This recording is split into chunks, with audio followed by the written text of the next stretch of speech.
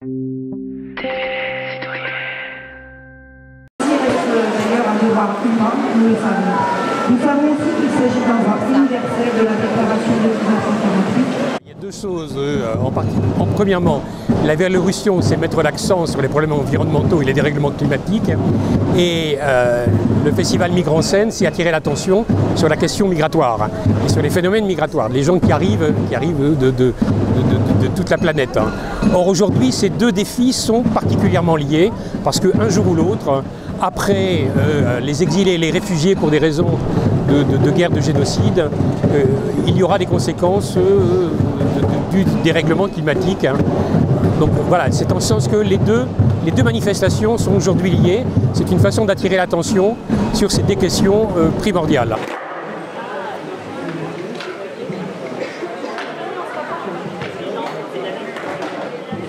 Notre souhait à Roue Libre, c'est évidemment la promotion de l'usage du vélo pour lutter contre le réchauffement climatique. Et je pense qu'il y a un lien qui se fait assez naturellement avec la cause des migrants de ce point de vue-là, de toutes les migrations, quelles qu'elles soient.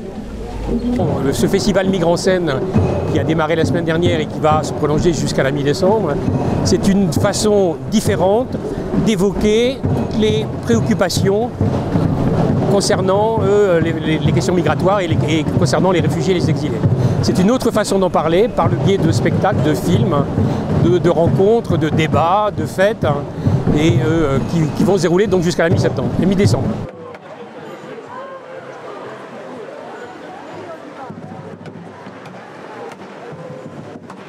Rendez-vous avec Monsieur le Préfet dans les meilleurs délais pour qu'il nous communique le plan d'action qu'il envisage pour l'hiver.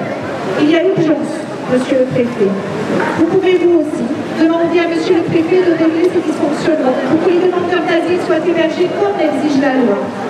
Manifester contre toutes les formes de rejet, de discrimination, et Dieu sait si en ce moment, face à la montée des populismes, face au phénomène de racisme et de haine qui se déverse sur les réseaux sociaux et dans les médias, je crois qu'il y a une forte parole à porter pour exprimer effectivement ce rejet de toute forme de discrimination.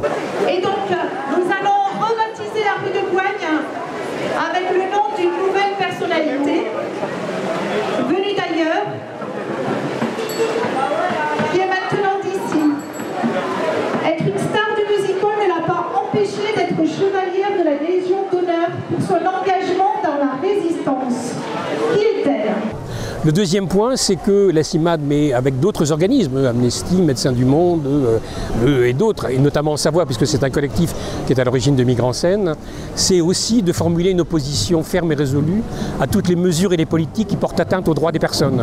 C'est porte atteinte au droit au logement, porte atteinte au droit à la santé, comme on l'a vu récemment avec la limitation d'accès aux soins pour les demandeurs d'asile. Qui viennent du plus haut niveau de l'État. Oui, de toute façon, mais ce n'est pas nouveau, c'est depuis, je crois que Le Monde récemment faisait un dossier où il racontait que sur 40 ans, il y a eu 47 lois qui, à l'exception d'une seule, ont toutes été des atteintes aux droits des personnes, en fait, qui ont été des limitations du droit des personnes. Donc je crois qu'on est encore dans cette logique-là, et après la loi Collomb de l'an dernier, les mesures qui ont été annoncées récemment par le gouvernement Philippe s'inscrivent également dans cette veine qui est la limitation des droits des personnes.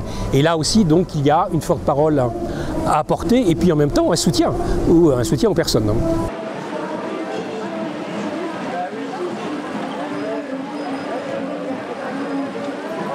Alors Roue Libre, c'est une association savoyarde qui a plusieurs antennes. Donc historiquement, elle a été créée à Chambéry, mais il y a une antenne à Aix-les-Bains, à Montmélian et à Albertville, et dont l'objet, c'est la promotion de l'usage du vélo, en ville notamment, par le biais de plusieurs actions. Donc les Vélorussions, effectivement, on en fait à peu près 2 fois par an pour attirer l'attention du public sur l'importance de rouler à vélo en ville.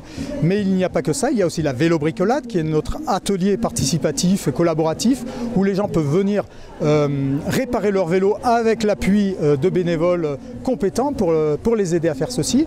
Il y a aussi des liens avec les élus pour améliorer les aménagements cyclables. Et enfin, tous les 2 ans, il y a Vélozon, le forum du voyage à vélo qui commence à être bien connu en France, et ça sera la 5e édition en mars 2021.